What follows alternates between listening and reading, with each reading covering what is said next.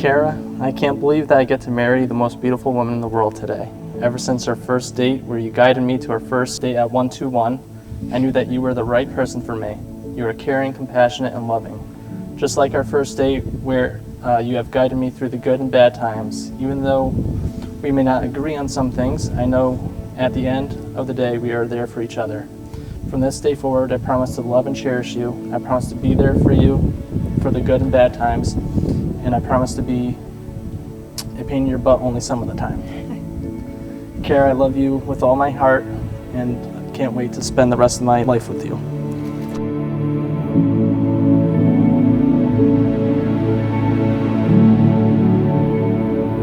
Since the day that I first met you, you have been my other half. Even though I almost didn't swipe right that day on Bumble, I could not imagine my life without you. That first night when I was sitting across from you at 121, I looked into your eyes and I knew that you were the one.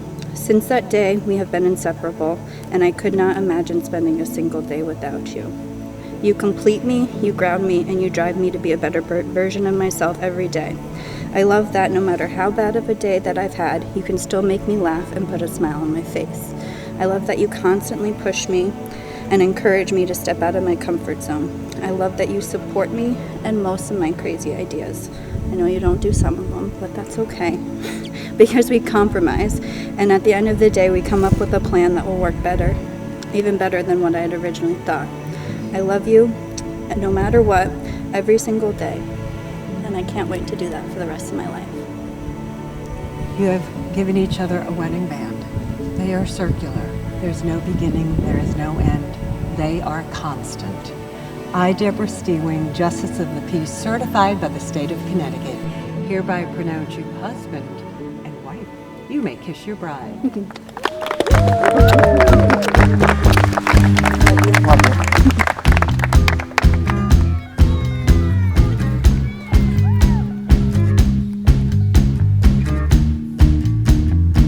I want a 50s kind of love, shining black and white, simply enough. No real earth, no complications of.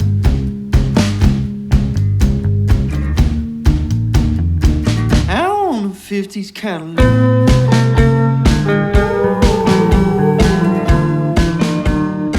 I've been a little bit of in a funky mood this week because I realized that Cara's never coming home after this.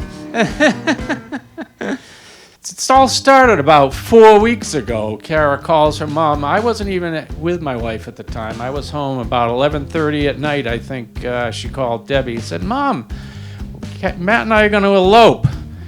And Debbie says, "Well, she wants me to come down tomorrow morning to go look at wedding dresses." So she called me at about 12:15 that night, I think.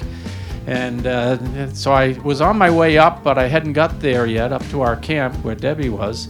And so Debbie's on her way. I missed her in the morning. She was up at 6 o'clock and long gone. And so I got up there and, well, what am I going to do with myself for the day? But anyway, we have plenty of projects. So it all happened pretty quick. Cara pulled it all together and did a great job. She's certainly always been a planner and a schemer and always gets it done one way or the other. So we got through it in what I say warp speed. Is that appropriate? I want to start by sharing that Cara's many things.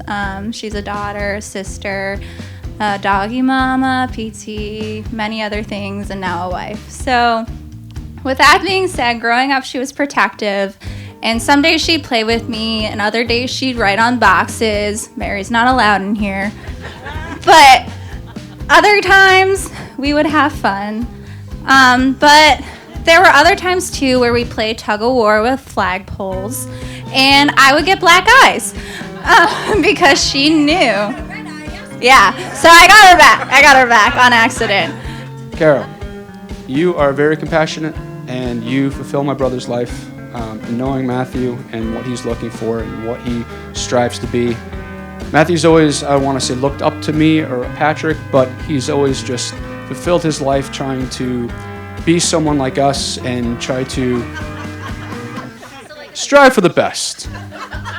And he's found that in you.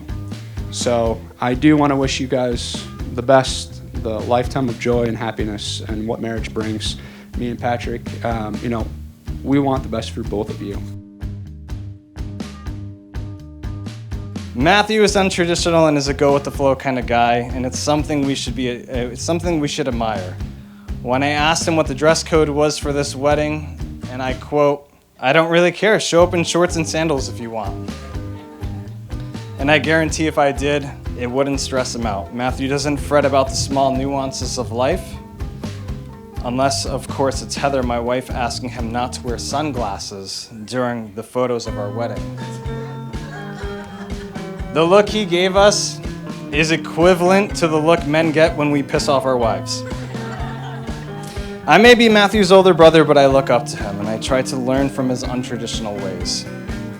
He doesn't sweat the small stuff and all the details. He just knows everything will come together and work out for the best, just like this wedding. As Matthew said in this text a few weeks ago, and I quote, "As long as you guys are there, that's all that matters. I love you guys, and I'm grateful that you always have my back no matter what." Cara, your hands are full for quite some time now. Growing up with Matthew for 30 plus years, I know he is very difficult. But you survived this far.